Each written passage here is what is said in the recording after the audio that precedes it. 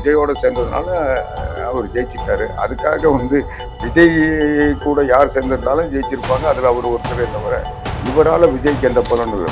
டிவிக்கே எப்படி இருக்குன்றதுக்கு இந்த 10 நாள் அவங்க பண்ற அட்ராசிட்டியே போதுங்க. 3 வாட்டி போறாங்க.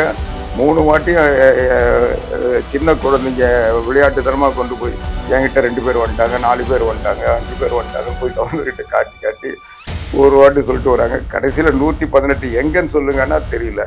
காங்கிரஸ் ஒரு கட்சியாவே இல்லை. அதை திமுக தூக்கி சுமக்குது. கட்சியில் அவங்க திமுகவுக்கு துரோகம் பண்ணிட்டாங்கன்னு சொல்லிட்டு திமுக சொல்லுது.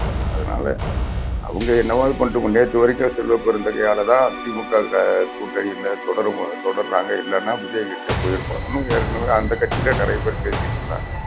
இப்போ செல்வ பெருந்தகை தான் முதல்ல போய் தாவேக்கா கூட நின்று கையெழுத்து போட்டு கொடுக்குறாரு. அதனால அவங்க சந்தர்ப்பவாத அரசியல் அவங்களுக்கு எப்படியாவது நான் கட்சி இதை இருக்கிறத காட்டிக்கணும், ஏதாவது ஆட்சிக்கு வந்துடணும், பதவிக்கு வந்துடணும்னு நினைக்கிறாங்க. எடப்பாடி பழனிசாமி அவர்களை பொறுத்தவரை அவர் மக்கள் தலைவர். இன்னைக்கு தமிழ்நாட்டு அரசியல்ல ஏறத்தாழ இந்த தேர்தலுக்கு ஒரு 7-8 மாசமாவே தமிழ்நாடு முழுவதும் சுற்றி ஒவ்வொரு தொகுதியிலும் போய் பிரச்சாரம் செய்து அவங்களுடைய உணர்வுகள் உள்வாக்கி அவங்க அதுக்கான வாக்குறுதிகள் கொடுத்து மக்களை சந்திச்சு அவர் இன்னைக்கு இந்த இந்த தேர்தல் அவருக்கு முறையான வெற்றியை தராம இருந்திருக்கலாம். ஆனா மக்களிடத்தில் அவர் நம்பிக்கைக்குரிய மனிதராக இன்னைக்கு தலைவராக உருவாகிட்டார். வணக்கம். இன்னைக்கு நம்ம கூட ஆவடி குமார் இருக்காங்க. இப்ப ஸ்டாலின் அவர்கள் சொல்லியிருக்காங்க, விஜய் அவர்கள் ஆட்சி அமைக்கிறதுல எங்களுக்கு ஒன்றும் பிரச்சனை இல்லை, 6 மாசம் வரைக்கும் நாங்க எதுவும் பண்ண மாட்டோம். அப்ப 6 மாசம் கழிச்சு ஏதாவது பண்றதுக்கு தான் இந்த ஹிண்ட் கொடுத்திருக்காரா? 6 மாசம் இல்லம்மா, 6 மாசம் அது ஸ்டாலின் அவர்களாக இருந்தாலும் யாரா இருந்தாலும் இவங்க ஒவ்வொரு நிமிடமும் தன்னை தாண்டி நிரூபிச்சுட்டு தான் ஆட்சி நடத்த முடியும். நிர்வாகன்றது இவ்வளவு நாள் ஒரு எப்படி வேணா இருந்திருக்கலாம்.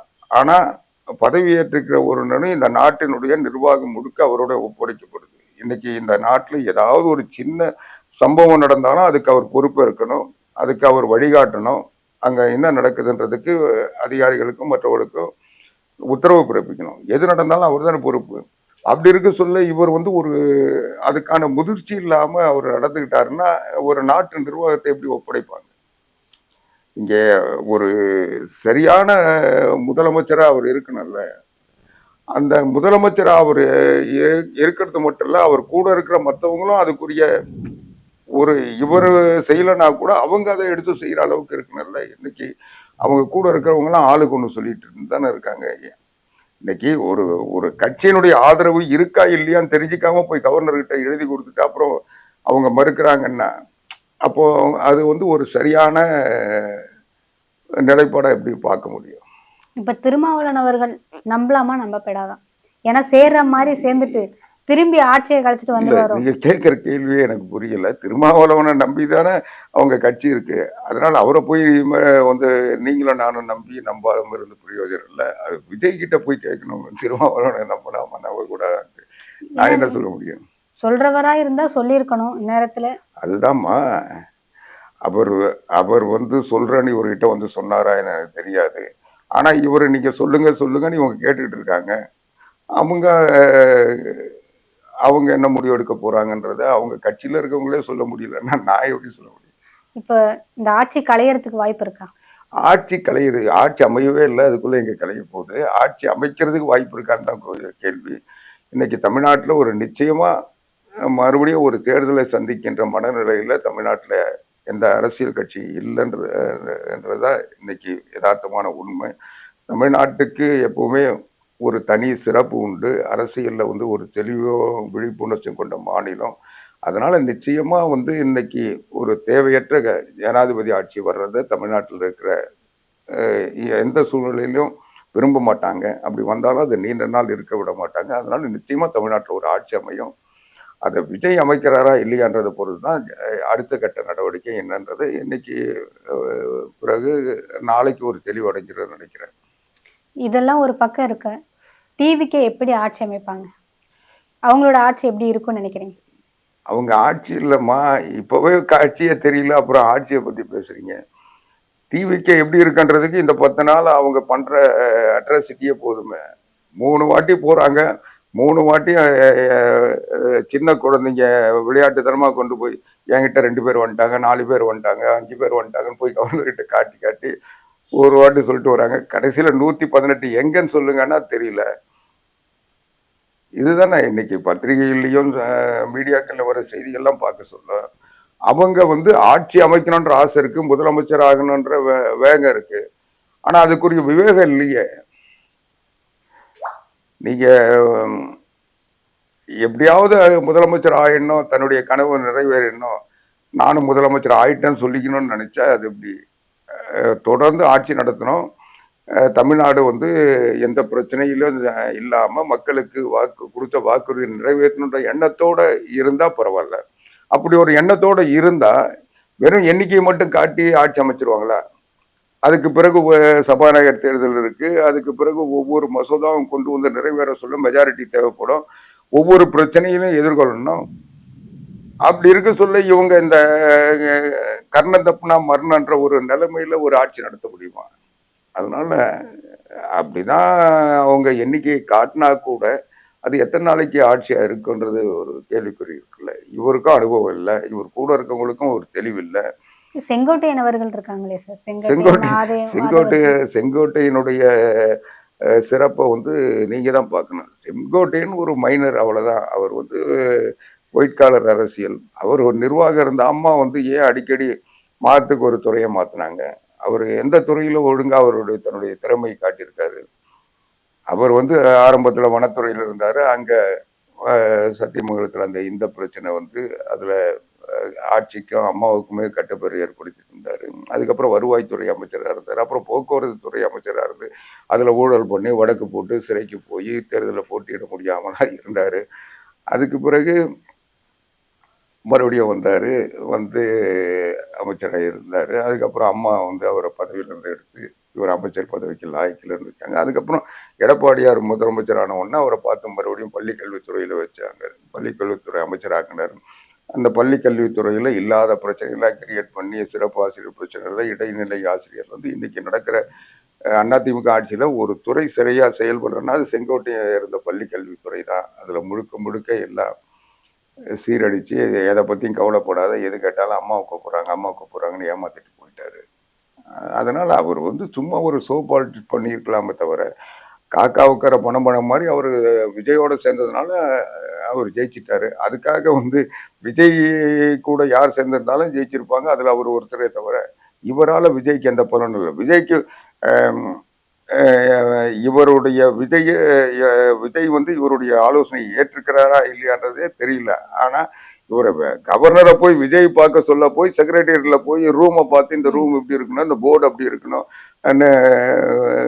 செங்கோட்டையன் போய் கமெண்ட் பண்றாரு, இவர் போய் ஆர்டர் போடுறாரு, டிஜிபி அதை சொல்றாரு, தலைமைச் செயலாளர் இது செய்யணும்னு சொல்றாரு, பொதுப்பணித்துறை செயலாளர் இந்த கதவை இப்படி மாத்துன்றாரு. அப்ப அவர் எவ்வளவு பெரிய அறிவாளின்னு பாத்துங்க. அதுக்கப்புறம் தான் கவர்னர் கூப்பிட்டு கேட்டாரு, யார் சொல்லி என்ன அதிகாரத்துல இதெல்லாம் செய்யறீங்க? அவர் முதலமைச்சர்னு யாருமே முதலமைச்சர் நான் சொன்னா முதலமைச்சர் பதவி ஏத்துக்கிட்டாரா இல்ல பதவி ஏத்துக்க போறாரா? நீங்களா ஒரு முடிவு பண்ணி யாரோ சொன்னாங்கன்னு இதெல்லாம் ஏன் செஞ்சீங்கன்னு கேட்ட பிறகு எல்லாத்தையும் பழைய நிலை கொண்டு வந்தாங்கல்ல. அதனால செங்கோட்டையினுடைய திறமை அதுதான். போகாத ஊருக்கு கொண்டு போய் முட்டு சந்தில விட்டுட்டு இவர் வந்து கம்முன்னு எனக்கு அனுபவம் இருக்குன்னு போயிடுவாரு. அப்படிதான் இன்னைக்கு அவரெல்லாம் சேர்ந்தானே விஜய முட்டு சந்தில கொண்டு போய் நிறுத்தி வச்சிருக்காங்க. விஜய முட்டு சந்தில நிக்க வச்சது நியாயம் இருக்கு. ஆனா தமிழ்நாட்டிலே தமிழ்நாடே முட்டு சந்தில நிக்குது. இப்ப டிவிகே கட்சியில சகாயம் ஐஏஎஸ் அவர்கள் ஜாயின் பண்றதா சொல்றாங்க. நம்ம சகாயம் ஐஏஎஸ் அவர்கள் டிவிகே கட்சியில இணைய போறதா சொல்றாங்க. சரி, அதுக்கு என்ன பண்றது? அவருக்கு இணைஞ்சா அது அவங்க கட்சியுடைய பிரச்சனை. இனிமேல் போட்டு அவர் இணைஞ்சி உங்களை தூக்கி நிறுத்த போறாரா? என்ன செஞ்சுட்டு போட்டணும். அதையே ஒருத்தர் ஒரு கட்சியில சேர்றது ஒன்றும் விசித்திரமோ ஆச்சரியமோ நடக்கக்கூடாத செயலோ இல்லை. அதுக்கு ஏன் ஒரு பில்டப் காட்டிக்கிட்டு இது மாதிரி சேர்றதுன்னா சேர்ந்துட்டு போக வேண்டியதானே. திமுக எம்பி வில்சன் அவர் வந்து ஒரு பதிவு போடுறாரு, மாற்றத்தை கொண்டு வருவேன்னு சொல்லிட்டு தான். அந்த மாற்றம் எதுன்னு பாத்தீங்கன்னா அமமுக கட்சியில இருக்கிற வந்து கடத்தினதா அப்படின்னு அவரு ஒரு பதிவை போட்டிருக்காரு. அது உண்மைதானம்மா. நீங்க அரசியல்ல வந்து ஒருத்தருக்கு கருத்து வேறுபாடு இருக்கு. அதிமுக வந்து திமுகவை ஏற்கிறது இல்லை, திமுகவினுடைய நடவடிக்கைகள் அதிமுகவுக்கு பிடிக்கிறது இல்லை, அது வேற. அது அரசியல் ரீதியான எதிர்ப்பு தான். ஆனா இவரு எல்லாரும் அயோக்கியம், நான் ஒருத்தன் தான் யோக்கியன்னு சொன்னா உன்னுடைய செயல் யோக்கியமா இருக்குன்னு இல்ல. நீ ஆட்சிக்கு வர்றதுக்கு முன்னே எப்படியாவது வந்து யாரையாவது கடத்தி கொண்டு போய் கவர்னரை ஏமாத்தி முதலமைச்சர் ஆகணும்னு நீ நினைச்சினா நீ என்ன யோக்கியன்னு கேட்பாங்களா இல்லையா? அதான் கேட்டிருக்காரு. இப்ப வன்னி அரசு ஒண்ணு சொல்லியிருக்காரு சார். இது வந்து திருமாவின் காலம். நாங்க இனிமேல் தான் உயரப் போறோம். அப்ப அவரு என்ன சொல்ல வர்றாரு? இதுக்கு முன்னாடி அவர் அடிமையா இருந்தாரா? இல்ல இத வச்சு தான் நாங்க மேல மேல வந்து டிமாண்ட் பண்ணி மேல வரப்போறோம் அப்படின்னு சொல்றாரு. இல்ல அதெல்லாம் ஒண்ணும் இல்ல. அவ அவ அதாவது விஜய் எவ்வளவு பலகீனமா இருக்கிறாருன்னு காட்டுறாரு. 180 108 பேர் இருந்தாலும் திருமாவுக்கு இருக்கிற 2 பேர் தான் அவருடைய இயக்க முடியும், அடுத்த கட்டத்துக்கு கொண்டு போக முடியும்னு சொல்ல அவரு தன்னுடைய வலிமையை காட்டுறாரு. அப்போ இது வந்து விஜயினுடைய பலகீனம் தானே தவிர தமிழ்நாட்டு மக்கள் ஓட்டு போட்டும் ஒரு சரியான ஆளுக்கு அந்த ஓட்டு பயன்படாது இருக்கிறதுனால அவர் அதை சொல்றாரு. இப்ப பாமக நிறுவனர் வந்து சொல்லியிருக்காரு சார். ராமதாஸ் அவர்கள்.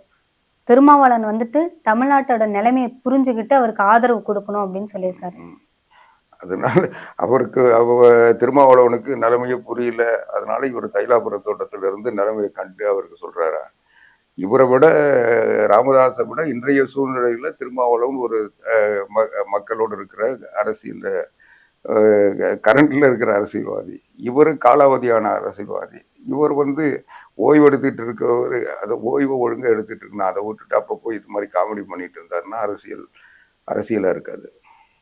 இப்ப இபிஎஸ் அவர்களை முதலமைச்சர் ஆக்கணும்னு சொல்லிட்டு டிடிவி தினகரன் தரப்புல இருந்து ஆளுநர்கிட்ட கடிதம் ஒண்ணு போயிருக்கதா சொல்றாங்க. அவர் வந்து 3ஆம் இடத்துக்கு தள்ளப்பட்டுட்டாரு இபிஎஸ் அவர்கள். எப்படி ஒரு முதலமைச்சரா ஆகும் வாய்ப்பு இருக்கு? இல்ல, கர்நாடகாவில் குமாரசாமி முதலமைச்சர் ஆனார். 3வது இடத்துக்கு வந்து அப்போ வந்து பாரதிய ஜனதா கட்சி அதிகப்படியான இடங்கள் பெற்றிருந்தது. ஆனா அறுதி பெரும்பான்மை இல்லாததுனால முதலமைச்சர் ஆக முடியல. அப்போ குமாரசாமியும் காங்கிரஸும் சேர்ந்து ஆட்சி அமைச்சாங்க. உரிமை கோரினாங்க. கவர்னர் என்ன பண்ணாரு? இன்னைக்கு இருந்த தமிழ்நாட்டை போல அன்னைக்கு சூழ்நிலை கவர்னர் வந்து பாரதிய ஜனதா கட்சியை ஆட்சி அமைக்க எடியூரப்பாவுக்கு பதவி பிரமாணம் செஞ்சு வச்சுட்டாரு. பெரும்பான்மை கட்சின்ற முறையில் இவங்க உச்சநீதிமன்றத்துக்கு போனாங்க. அப்புறம் உச்சநீதிமன்றம் உடனடியாக ஃப்ளோர் டெஸ்ட் நடத்தி சபையில் தான் அந்த முடிவு செய்யணும். இவங்க 2 பேரும் வந்து எதிர்த்து போட்டியிட்டாலும் 2 பேரும் சேர்ந்து ஆட்சி அமைக்கணும்னு உரிமை கோருறாங்க. அவங்களுடைய எண்ணிக்கை கூடுதலாக இருக்குது. இவங்க வந்து பெரும்பான்மை கட்சியாக இருந்தாலும் இப்போ விஜய் நிலைமையால் இன்னைக்கு எடியூரப்பா இருந்தார். அவருக்கு பெரும்பான்மை இல்லை. ஃப்ளோர் டெஸ்ட்டில் இந்த 2 கூட்டணியும் சேர்ந்தா அவங்களுக்கு எண்ணிக்கை அதிகமாக சொல்ல இவங்களுக்கு எப்படி மெஜாரிட்டி வரும்? இவங்களை எப்படி ஆட்சி அமைக்க உரிமை தந்தீங்கன்னு கவர்னரை கேட்கல. ஆனால் நீங்கள் எது உண்மையோ ஃப்ளோரில் முடிவு பண்ணுங்க அப்படின்ட்டு சுப்ரீம் கோர்ட் தன்னுடைய நேரடி பார்வையில் அங்கே அந்த வாக்கெடுப்பை பதிவு பண்ணி அதை வந்து லைவ்ல வச்சு நேரடியாக அந்த வாக்கெடுப்பு நடத்தினாங்க. அங்கே வாக்கெடுப்பு சந்திக்கின்ற 2 நாள் டைம் கொடுத்து 2 நாளுக்குள்ள அதை செய்யணும்னு சொன்னாங்க. 2வது நாள் சட்டசபை கூடின உடனே எடியூரப்பா எல்லாத்தையும் பேசிட்டு அவர் தன்னுடைய கருத்துக்களை சொல்லிட்டு எனக்கு வந்து பெரும்பான்மை இல்லை, நான் விலகிக்கிறேன்னு சொல்லி ராஜினாமா பண்ணிட்டாரு. அதுதான் நடந்தது. இப்போ அதுதான் எல்லாரும் சொல்லிட்டு இருக்காங்க. அந்த மாதிரி விஜயை செய்ய நீங்க பதவி ஏற்க விட்டுட்டு அங்க போய் ராஜினாமா பண்ண சொல்லுங்கன்னு கேட்கிறாரு. அது கவர்னர் என்ன சொல்றாரு? இவர் தனிப்பெரும்பான்மை கட்சின்ற முறையில கேட்டிருந்தா பரவாயில்ல, இவர் காங்கிரஸோட சேர்ந்து நான் ஆட்சி அமைக்கிறேன் அப்படின்றாரு. அப்ப காங்கிரஸோட சேர்ந்தாலும் யாரோட சேர்ந்தாலும் 118 காட்டுன்றாரு. அதை காட்ட முடியல. காங்கிரஸ் கமிட்டி தலைவர் செல்வ பெருந்தகையை பதவியை விட்டு நீக்கணும் அப்படின்னு சொல்லிட்டு 42 நபர்கள் கையெழுத்து போட்டு டெல்லிக்கு அனுப்பியிருக்கிறதா சொல்றாங்க. ஏன் காங்கிரஸ் கமிட்டி தலைவரை பதவியை விட்டு நீக்கணும்? இது காங்கிரஸ் ஒரு கட்சியம்மா. அது அவங்க கோஷ்டிகள், ஒவ்வொரு கோஷ்டியும் யார் தலைவரானாலும் அடுத்த நிமிஷம் மனு கொடுக்கறது அவங்க வழக்கம். அதனால இன்னைக்கு காங்கிரஸ் ஒரு கட்சியாவே இல்லை. அதை திமுக தூக்கி சுமந்தது. கட்சியில் அவங்க திமுகவுக்கு துரோகம் பண்ணிட்டாங்கன்னு சொல்லிட்டு திமுக சொல்லுது. அதனால அவங்க என்னவாது பண்ணிட்டு நேற்று வரைக்கும் செல்வ பெருந்தகையால தான் திமுக கூட்டணியில் தொடர்றாங்க. இல்லைன்னா விஜய் கிட்ட போயிருப்பாங்கன்னு ஏற்கனவே அந்த கட்சியில நிறைய பேர் பேசிட்டு இருந்தாங்க. இப்போ செல்வ பெருந்தகை தான் முதல்ல போய் தாவேக்கா கூட நின்று கையெழுத்து போட்டு கொடுக்குறாரு. அதனால அவங்க சந்தர்ப்பவாத அரசியல், அவங்களுக்கு எப்படியாவது வந்து தான் கட்சி இருக்கிறத காட்டிக்கணும், ஏதாவது ஆட்சிக்கு வந்துடணும், பதவிக்கு வந்துடணும்னு நினைக்கிறாங்க. அதுக்கு யார் ஒதுக்குறானா உட்காந்துக்கிட்டு குதிரை சவாரி பண்ணுவாங்க. அது பண்ணிட்டு போறாங்க. இப்ப கேரளாவிலையும் இதே நிலைமை தான் இருக்கு. 10 வருஷம் கழிச்சு காங்கிரஸ் வந்து அங்க ஆட்சி அமைக்கிறாங்க. அதையும் ஏன் இவ்வளவு ஒரு இழுபறியா இருக்கு? அதே மாதிரிதான் இங்க தமிழ்நாட்டிலயும் இல்ல அது நடக்குது. காங்கிரஸினுடைய கலாச்சாரம். ஒரு சரியான தலைமையோ சரியான கட்டமைப்போ காங்கிரஸுக்கு இருந்திருந்தா இவ்வளவு பெரிய தோல்வியை சந்தித்திருக்காது. அது மட்டும் இல்ல, இன்னைக்கு கூட ராகுல் காந்தியும் சரி மற்ற லீடரும் சரி காங்கிரஸை வந்து ஒரு கட்டுக்கோப்பான கட்சியாவோ அல்லது இந்தியாவில் ஒரு தேசிய கட்சியாக கூட இல்லாத நிலையில அந்தந்த மாநில கட்சிகளுக்கு நேரத்துக்கு ஒரு முடிவு எடுத்துக்கிட்டு இந்த மாதிரி கோமாளித்தனம் பண்ணிட்டு தான் இருக்கிறாங்க. அதனால காங்கிரஸ் அதனுடைய விளைவுகளை இன்னைக்கு வந்து அந்த ஒவ்வொரு கட்சியிலும் இருக்கிற அவங்களுடைய அந்த கோஷ்டி மனப்பான்மை வந்து ஆளாளுக்கு தலைவர், ஒரு தனிப்பட்ட தலைவர்ன்ற முறையில காங்கிரஸ் கட்சி இயங்கிட்டு இருந்த நிலை மாறி இன்னைக்கு ஆளாளுக்கு தலைவர். இதெல்லாம் ஒருங்கிணைக்கிற பணியை தான் இன்னைக்கு ராகுல் காந்தி செஞ்சுட்டு இருக்காரு, சோனியா காந்தி செஞ்சுட்டு இருக்காங்களே தவிர இன்னைக்கு காங்கிரஸ்ல தலையெடுத்தவெல்லாம் தண்டல்காரன்ற மாதிரி 4 பேரை வச்சுட்டா அவங்க தலைவர். இன்னைக்கு தமிழ்நாட்டிலே என்ன நடந்துட்டு இருக்கு, எத்தனை குரல் ஒலிச்சிட்டு இருக்கு, ஒட்டுமொத்தமா ஒரு குரலை ஒலிக்க முடியுதா இன்னைக்கு? அதனால காங்கிரஸ் அதிகாரத்தை இழந்ததுக்கு பிறகு இன்னைக்கு தனிநபர்களுடைய ஆதிக்கம் தொடர்ந்துட்டு இருக்கு. அதனால அவங்க வந்து ஒரு முடிவு எடுக்கிறாங்களா இல்லையான்றதை விட அந்த முடிவு கட்சியை காப்பாத்துமா இல்லையான்றத பல நேரங்களில் பார்த்துருக்கோம். அதனால அவர் வந்தா இவங்க எதிர்ப்பாங்க, இவர் வந்தா அவர் இங்க எதிர்ப்பாங்க. அதனால அந்த சமரசப்படுத்துகின்ற ஒரு சூழ்நிலை இருந்தா சமரசப்படுத்துவாங்க, இல்லைன்னா மறுபடியும் அவங்க ஒருத்தருக்கு ஒருத்தர் காலை வாரிக்கிட்டு மறுபடியும் ஏதாவது பண்ணிட்டு இருப்பாங்க. இபிஎஸ் அவர்கள் 2026 சட்டமன்ற தேர்தலில் 3வது இடத்துக்கு போயிட்டாரு. இனி வரும் 2031 ஆட்சியில வந்து எதிர்க்கட்சி தலைவரா இல்ல ஆட்சியாவது பிடிப்பாரா? ஏன்னா ஆல்ரெடி 10 தோல்வி இல்லம்மா, நீங்க பழனிசாமின்னு சொல்லுவாங்க. நீங்க எடப்பாடி பழனிசாமி அவர்களை பொறுத்தவரை அவர் மக்கள் தலைவர். இன்னைக்கு தமிழ்நாட்டு அரசியல்ல ஏறத்தாழ இந்த தேர்தலுக்கு ஒரு 7-8 மாசமாவே தமிழ்நாடு முழுவதும் சுத்தி ஒவ்வொரு தொகுதியிலையும் போய் பிரச்சாரம் செய்து அவங்களுடைய உணர்வுகளை உள்வாங்கி அவங்க அதுக்கான வாக்குறுதிகள் கொடுத்து மக்களை சந்திச்சு அவர் இன்னைக்கு இந்த இந்த தேர்தல் அவருக்கு முறையான வெற்றியை தராம இருந்திருக்கலாம். ஆனா மக்களிடத்தில் அவர் நம்பிக்கைக்குரிய மனிதராக இன்னைக்கு தலைவராக உருவாகிட்டார். இன்னைக்கு முழுக்க முழுக்க திமுக ஆட்சியை அகற்றுவதற்குரிய அத்தனை பணிகளையும் செய்தது எடப்பாடி பழனிசாமி அவர்கள் தான். ஆனா அது பலன் தராம போயிருக்கலாம். இப்போ திமுகவும் அண்ணா திமுகவும் நேரடியா மோதிக்கிட்டு இருந்த நேரத்தில் நடுவுல பூந்து இவங்க எந்தவித கொள்கையும் இல்லாம, எந்தவித திட்டமிடலும் இல்லாம, எந்தவித அரசியல் கட்சி கட்டமைப்பும் இல்லாம விஜய் வந்து தனிநபர் பேரை சொல்லி வெற்றி பெற்றிருக்காங்க. இது வந்து தொடர முடியாது. ஏன்னா இன்னைக்கு ஏதோ ஒரு வேகத்துல வாக்களிச்சு விஜயை வந்து வெற்றி பெற வச்சிருக்காங்கன்னா கூட அந்த தொகுதியில வாக்களிச்சவங்களுக்கே இவர் தான் எம்எல்ஏன்றது தெரியல. அவர் எந்த ஊர்ல இருந்து வந்தாரு, எங்க இருந்து போனாரு, என்ன பண்றாரு, அவர் யாருன்றதே தெரியல. ஏதோ விஜய்ன்னு ஒரு நம்பகத்தன்மையோடு. ஆனா இதை வந்து வாக்களிக்க சொல்ல அதுக்கு இவங்க யாருன்னு பார்க்காம ஆளே தெரியாம விஜய்க்காக ஓட்டு போட்டாங்க. ஆனா அவங்களுக்கு தொகுதிக்குரிய பிரச்சனைகள் தேவைகள் வரும்போது அவங்க வந்து அணுகிறதுக்கு ஒரு சட்டமன்ற உறுப்பினர் தேடும் போது தானே இவரை பத்தி தெரியும். அதனால இவங்க இதெல்லாம் மக்கள் நேரடியா சந்திக்க வேண்டிய சட்டமன்ற உறுப்பினர் மக்களுடைய பிரதிநிதியா இருக்கணும். மக்களுடைய இன்ப துன்பங்கள்ல பங்கேற்கிறவர் தான் இருக்கணும். அது வந்து விஜய்க்காக ஓட்டு போட்டாலும் அந்த தொகுதியினுடைய பிரச்சனைகள், தொகுதியினுடைய மக்களுடைய தேவைகளை அவர் தான் சட்டமன்ற உறுப்பினர் நடத்தை தான் அவருக்கு அந்த கட்சிக்கு பெருமை தேடித்தரும். அதனால அது எல்லாம் அவங்க களத்துல இறங்க சொல்லதானே நம்ம தெரியும். இப்போ சட்டமன்ற உறுப்பினர்னு அவரை பார்த்து அவருக்காக ஓட்டு போட்டிருந்தாங்கன்னா அவங்க நேரடியாக கேட்பாங்க, தெருவில் லைட் எரியல, இங்க இந்த பிரச்சனை இருக்கு, நீங்க என்ன செய்யுங்க, இல்லை எனக்கு ஒரு சிக்கல் இருக்கு, இதை வந்து நீங்க செஞ்சு கொடுங்கன்னு கேட்கறதுக்கு ஒரு சட்டமன்ற உறுப்பினர்கிட்ட அவங்க நாட சொல்ல அப்பதானே தெரியும். அதனால இப்போ யாரோ சட்டமன்ற உறுப்பினர் விஜய் வந்தா ஆட்சி மாற்றம் வந்துடும், சினிமாவில் வந்து ஒரே நாள் 5 பேர் ஆட்சி போட்டு காப்பாத்துற மாதிரி காப்பாத்துருவாருன்னு நினைச்சு போட்டாங்க. அவரும் அப்படி நினைச்சுக்கிட்டு எல்லா கட்சியும் அடிச்சு போட்டு நம்ம வந்து சிஎம் ஆயிடலாம்னு நினைச்சு அவர் முயற்சி பண்ணாரு. இப்பதான் தெரியுது அவருக்கு அரசியல்னா இப்படிலாம் இருக்கும், இதெல்லாம் ஃபாலோ பண்ணோம், நம்ம வந்து நினைச்செல்லாம் சாதிக்க முடியாதுன்னு அவர் இன்னும் தெரிஞ்சுப்பாரு. அவர் வந்து ஒரு 5 வருஷமாவது சட்டமன்றத்துல அரசியல் நடத்தி சட்டமன்றத்துல தேர்தல், அந்த தேர்தல் இந்த தேர்தல் போட்டியிட்டு வெற்றி தோல்வியை பார்த்து நடைமுறை தெரிஞ்சிருந்தா இந்த சிக்கல் வந்திருக்காது. அவர் எடுத்த உடனே நேரா பனையூர்ல இருந்து ஹெலிகாப்டர்ல போய் செஞ்சார் கோட்டையில இறங்கணும்னு நினைச்சதனுடைய விளைவுதான் இது. கடைசியில செஞ்சார் கோட்டைக்கு போனாரா இல்லையா, ராஜ்பவனுக்கு நாள்தோறும் போயிட்டு இருக்கு. இப்ப ஆளுநர் செய்யறது வந்து தவறு அப்படின்ட்டு ஸ்டாலின் அவர்களும் சொல்லியிருக்காங்க. இதுக்கு வந்து இபிஎஸ் அவர்கள் எதுவுமே தெரிவிக்கல. பல கட்சி ஆளுநர் தலைவர்களும் இதுக்கு வந்து எதிர்ப்பு என்ன என்னை தெரிவிச்சிருக்காங்க. பொறுத்த வரைக்கும் ஆளுநர் எந்த தவறும் செய்யல. ஆளுநர் தன்னுடைய சட்ட கடமைகளை முழுமையாக செஞ்சிட்டு இருக்காரு. அவங்க இவரு ஸ்டாலினை பொறுத்த வரைக்கும் அவங்க வந்து ஆளுநர் ஏத்துக்காதவங்க, ஆளுநர் எதை செஞ்சாலும் குறை சொல்றவங்க, அந்த அடிப்படையில் சொல்றாங்க. ஆனா விஜய் தவறு செய்ய சொல்ல அதை வந்து சரிப்படுத்த வேண்டிய கடமை ஆளுநருக்கு அதை செஞ்சிட்டு இருக்காரு. ஆனா விஜய் செய்யறது சரின்னு சொல்லி யாரும் சொல்ல முடியாதுல்ல. ஸ்டாலின் கூட அதை சொல்லலையே, சொல்ல மாட்டாரு. ஏன்னா அவருக்கு நடைமுறை தெரியும். அவர் ஏற்கனவே ஆட்சியில இருந்தவர்.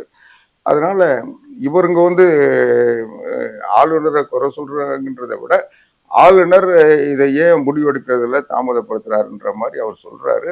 ஆனா அது கூட வந்து அரசியல் காரணங்களுக்காக சொல்றாரு தவிர ஆளுநர் என்னை பொறுத்த வரைக்கும் ஆளுநர் இந்த தவறு செய்யறாருன்றதை விட அதுக்கு வழிவகுத்தது விஜய் தான். இப்ப அதிமுக திமுக கூட்டணி பேச்சுவார்த்தை போகுது. இது நடக்கிறதுக்கு வாய்ப்புகள் இருக்கா இல்ல வாய்ப்பு குறைவா?